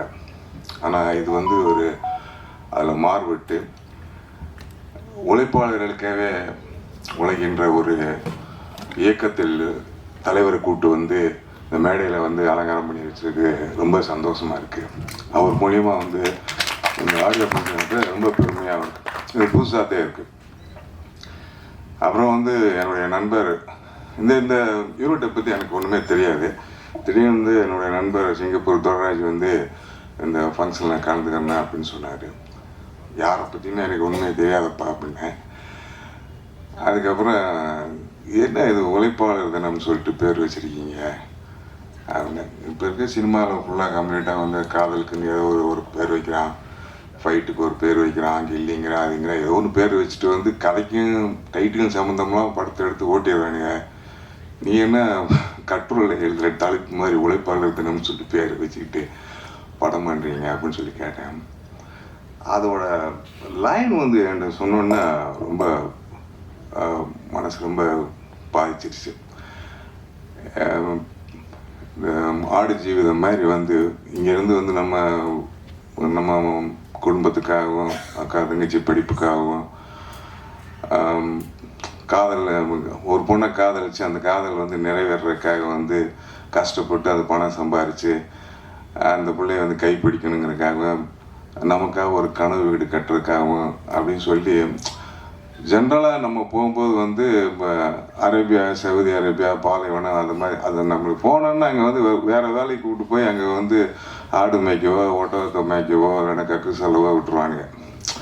ஸோ அப்படி அவங்க கஷ்டப்பட்டு வந்து இங்கே வந்து நம்மளுக்கு வந்து அவங்க கஷ்டப்பட்டு இங்கே வந்து நம்மளை சந்தோஷப்படுத்துறதுக்காக இருக்காங்க அப்படின்னு சொல்லிட்டு அந்த ஒரு லைன் வந்து ரொம்ப பிடிச்சது மாதிரி இருந்துச்சு. சேரன் ஒரு படம் பண்ணியிருந்தாரு, அது போகாமல் அது வெற்றி பெற்றுச்சு. அது அங்கே போகாமையே வந்து அங்கே வேலை பார்த்த மாதிரி. அதே போல் வந்து ட்ரையாக வந்து நம்ம எது சொன்னாலும் வந்து வெளிநாட்டுக்கு வேலைக்கு போகிறோம்லாம் வந்து பாலைவனத்தை தான் நம்ம வந்து அங்கே தான் சவுதி அரேபியா தான் போகிறோம். ஆனால் கலர்ஃபுல்லாக சிங்கப்பூர், அருமையான சிங்கப்பூரில் போய் கஷ்டப்பட்டு வேலை பார்க்குறாங்க. அப்படிங்கும்போது இப்போ பாதி படம் வந்து சிங்கப்பூர்லேயே எடுத்துருக்காங்க. வந்து அதை பார்க்குறதுக்கே போவாங்க ஜனங்க. சிங்கப்பூர் அவரை அழகாக எடுத்துருக்காங்களாம். ஸோ அந்த வழியை வந்து உழைப்பாளர் தமிழ் ஃபேமிலிக்காக வந்து கஷ்டப்பட்டு அவங்க சுமை தாங்கியாக இருந்து வந்து அவங்க வந்து உழைக்கிற உழைப்புக்கு அவங்க சம்பாரித்து கொடுக்குற அந்த வழியை வந்து அவங்க வந்து பிரமாதமாக பண்ணியிருக்காங்க சொன்னாங்க. அதனால் வந்து அந்த டைட்டில் வந்து ரொம்ப பிரமாதமாக இருக்கும் அப்படின்னு சொன்னார். அப்படி அது ரொம்ப சந்தோஷமாக போச்சு. சரி, உழைப்பாளர் தினம் அந்த டைட்டில் வந்து அதுக்கு தகுந்த மாதிரி. அதே போல் வந்து ஐயா வந்து அந்த ஃபுல்லாக வந்து அந்த ஓப்பனிங் வந்து எல்லாத்தையும் வந்து பேசிட்டாரு. அது வந்து அந்த உழைப்பாளர் தினத்தை பற்றி மேடையை பற்றி வந்து அவ்வளோ பேசும்போது வந்து நம்மளுக்கே புல்லரிக்குது. அதே போல் டைரக்டர் வந்து ரொம்ப அனுபவித்து ஒவ்வொன்றா வந்து ஒவ்வொருத்தருடைய இன்ட்ரொடக்ஷன் பண்ணும்போது வந்து அவர் வழியை பூராத்தையும் சொல்லிக்கிட்டே இருக்கார். உங்கள் வழி தெரியுது, ஆனால் நம்ம ஊரில் வந்து அது ஒர்க் அவுட் ஆகுது தலைவா. நீ என்ன அதே கற்று அவன் வந்து இப்போ நீ சொல்கிறீங்க மாரி செல்வராஜ் அவங்கெல்லாம் வந்து ஃபஸ்ட்டு படம் வந்து அப்படியே ரொம்ப கஷ்டப்பட்டு எடுத்தாங்கன்னு. அடுத்த அடிப்பு என்னென்னா அவனை வளர விடக்கூடாதுன்னு சொல்லிட்டு பெரிய ஹீரோக்கெல்லாம் நினைப்பான். உடனே அவனை கூப்பிட அவனுக்கு சம்பளத்தை பெருசாக்கி அவனை வீட்டு வாங்கி வந்து அவனை அனுப்பிடுவாங்க. ஸோ அதுதான் நடக்கும். ஸோ இது வந்து ஃபேக்ட். அவனை வாழணும்னா இல்லாட்டா நம்மளை மாதிரி கம்யூனிஸ்ட் கொடியை தூக்கிட்டு அவனு சுற்றிக்கிட்டே இருப்பான் கடைசி வரைக்கும். ஸோ கஷ்டங்கிறது வந்து அவன் வந்து வந்துக்கிட்டே இருக்கான். ஆனால் கொள்கையை வந்து எப்பயுமே வந்து பெரிய படமோ சின்ன படமோ கொஞ்சம் கொஞ்சமாக வந்து உள்ளே திணிக்கிறதுக்கு தான் முயற்சி பண்ணேன். நீ வந்து பெரிய அரசியல்வாதி ஆகலாம், அதில் வந்து நீ வந்து பெரிய கில்லாடி, நீ வந்து ஒரு எம்எல்ஏ ஆகி ஒரு மந்திரி ஆகி நீ நினைச்சதை பூராத்தி வந்து சாதிக்கலாம். பட் இப்போ இருக்க ப்ராக்டிக்கலில் வந்து இவன் வந்து செய்ய மாட்டானே. அந்த மாதிரி அரசியல் இதெல்லாம் இந்த மேடையில் வந்து நீ ஒரு நல்ல விஷயம் என்ன பண்ணீங்கன்னா எல்லா விஷயத்தையும் வந்து ஐயா முன்னாடியே சொல்லிட்டீங்க. நீங்கள் அவர் பார்த்துக்கிடுவார், அங்கே போய் வந்து வேட்டு வச்சுக்குவார். ஐயாவுக்கு எல்லாம் பேசிக்கிட்டு இருக்காங்க, நம்ம வந்து ஒரு தியேட்டரை கட்டி விட்டுலாம், தியேட்டர் டிக்கெட் விலையை குறைச்சிடலாம், என்னென்னமோ பேசிக்கிட்டு இருக்கானுங்க, அதனால ஏதாவது ஒன்று பண்ணி கொடுங்க அப்படின்னு சொல்லி அவர் நாசுக்காக பேசுவார், அது தெரியும். ஸோ அந்த இதுக்கு வந்து அது சொன்னதுக்கு ரொம்ப நன்றி உனக்கு. அதே போல் இந்த படத்தோட மியூசிக் டைரக்டர் வந்து ஒரு நல்ல சாங் போட்டிருக்காரு. ஒரு கர்த்தாலமுக்கு பாடலாசிரியர் நல்லா எழுதியிருக்காரு. அந்த ஹீரோயின் வந்து அவங்க வந்து அந்த பாண்டிங் வந்து இந்த லவ் பாண்டிங்கும் எப்படி வந்து அழகான ஒரு காதல் காட்சி, அந்த குடும்ப ஃபேமிலி எப்படி வந்து அனுபவிச்சு போனவங்க வந்து கஷ்டப்படுறதுக்காக புருஷன் போகிறான், அதையும் வந்து ரொம்ப தெளிவாக வந்து அங்கேயும் இங்கேயும் காட்டியிருக்க விதங்கள் ரொம்ப பிரமாதமாக இருந்துச்சு.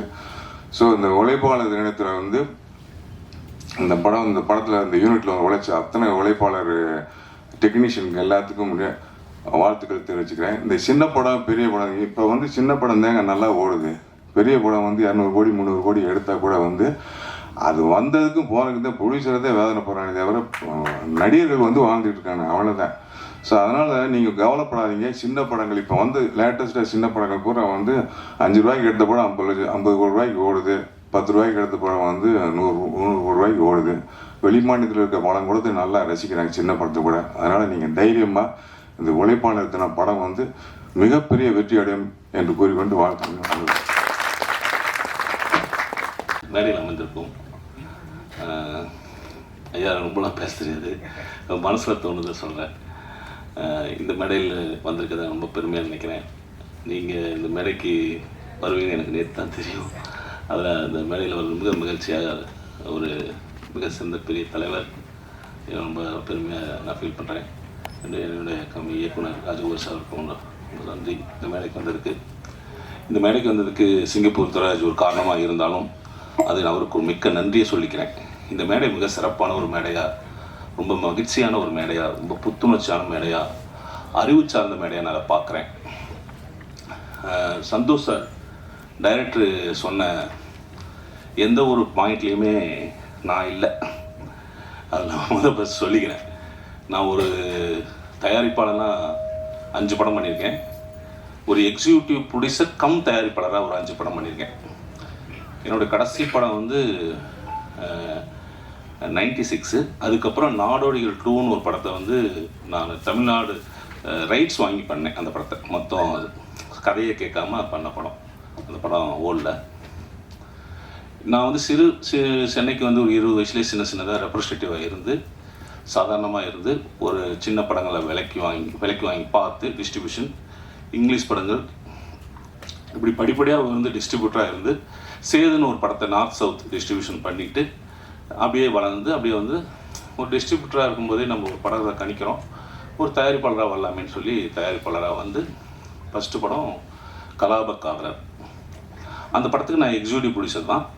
ஆனால் அது அந்த தயாரிப்பாளரே கடைசியில் அந்த படத்தை எனக்கு கொடுத்துன்னு எனக்கு ஒரு தயாரிப்பாளராக அங்கீகாரத்தை கொடுத்துட்டாரு.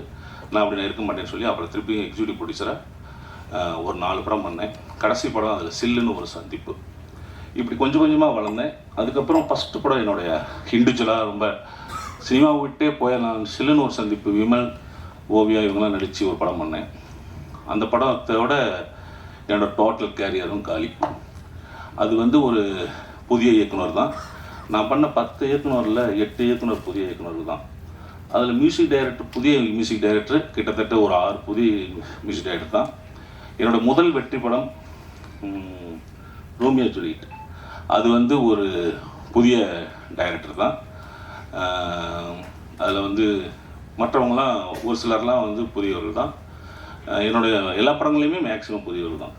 அதுக்கப்புறம் அதுக்கப்புறம் ஒரு நோன் டைரக்டர் சுராஜ் சாரை வச்சு பண்ணேன், கத்தி சண்டைன்னு படம். அது வியாபார ரீதியாக பெரிய நஷ்டத்தை ஏற்படுத்திச்சு. அதுக்கப்புறம் வந்து தெரிஞ்ச ஒரு படம் பண்ண டைரக்டரை வச்சு படம் பண்ணேன். அதுவும் எனக்கு வியாபாரத்தில் ஆசாச்சு. அதுக்கப்புறம் ஒரு புதிய இயக்குனர் வச்சு தான் பண்ணேன் 96. இன்றைக்கி இந்த மேடையில் நான் வந்து உட்காந்து பேசுகிறதுக்கு என்னுடைய புதிய இயக்குனர் வச்சு 96ன்னு ஒன்று படம் பண்ணதான்.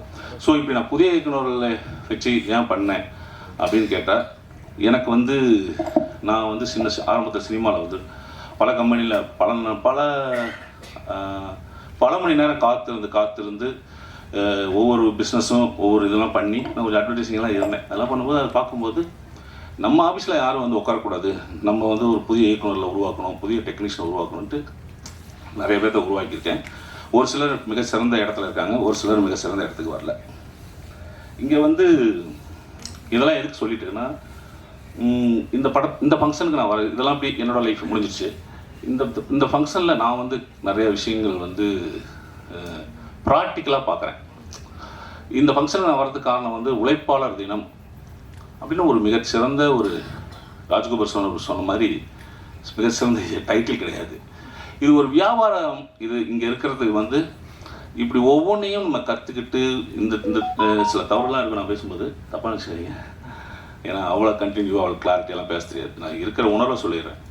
இங்கே வந்து நம்ம வந்து உணர்வுகளையும் உண்மையான உணர்ச்சிகளையும் அப்படிலாம் அடக்கி வச்சுக்கிட்டு இங்கே வெற்றி பெறுவது மட்டும்தான் இலக்கு. சந்தோஷ் நிறைய விஷயங்கள், ரொம்ப ப்ராக்டிக்கலான விஷயங்கள் இந்த நந்தகோபாலுக்கும் நிறையா இருக்குது. பட் அதெல்லாம் வந்து ராஜ்கோபால் சார் சொன்ன மாதிரி மிகச்சிறந்த தலைவர் உதாரணம் உட்காந்துருக்காரு. அவர் நம்மளை அவர் மிகப்பெரிய மேடையில் ஏற்றி நம்ம ரசித்தோமா? தப்பாக நினச்சக்கூடாது. ரசித்தோமா? நம்ம மக்களை அப்படி கட்டுப்படுத்தி அப்படி வந்து ஒரு விஷயத்தை இங்கே அரசியல் அடிமைகளாக்கி வச்சிருக்கு அப்படி தான் சொல்லணும். அதெல்லாம் பேசினா நிறைய உணர்வுகள் இருக்குது. அதெல்லாம் நம்ம அப்புறம் வந்து நாளைக்கு பத்திரிக்கை வரும் அப்படி ஒரு செய்தியாக வரும். ஆனால் அதெல்லாம் இங்கே பேச வரல. சந்தோஷ் ஒரு படம், நல்ல கதை, நல்ல ஸ்க்ரீன் பிளே, இது மட்டும் ஒரு படத்தை நல்ல படமாக ஆக்காது. அதுக்கு நிறைய விஷயங்கள் இருக்குது. அப்படின்னா 1 மணி நேரத்தில் 1 நிமிஷத்துலேயும் இதை சொல்லிட முடியாது. காட்சி அமைப்பு இருக்குது. காட்சி அமைப்பு, நம்ம மக்களுக்கு அந்த காட்சி அமைப்பை எந்த அளவுக்கு நம்ம எமோஷனலாக சொல்கிறோம், அந்த காட்சி அமைப்புக்குள்ளே இத்தனை பேர் உட்காந்துருக்காங்க. இந்த ஸ்க்ரீன் வந்து அவங்கள வந்து அதை வந்து என்ன பண்ணணும், கனெக்ட் பண்ணணும்.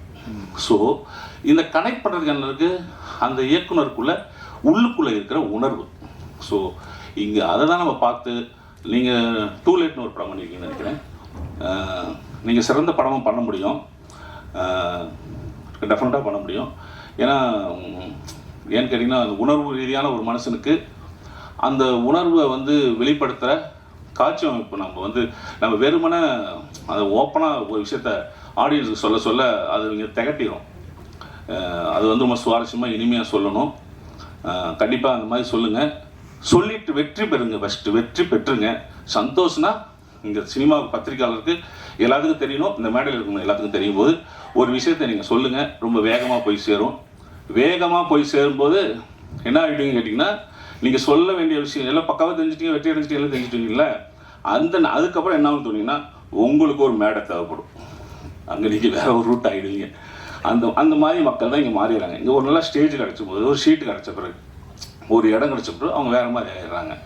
ஸோ அதனால தான் வந்து அந்த வந்த இடத்த மறந்துட்டு ஒரு இடம் கிடச்சதுக்கப்புறம் அவங்க போய் ஒரு சொல்கிறது ரொம்ப ஒரு குஷனாக வந்துடுது, அப்புறம் விட்டுறாங்க. நீங்கள் சொன்ன டைரக்டர் லிஸ்ட்லாம் அந்த மாதிரி தான்.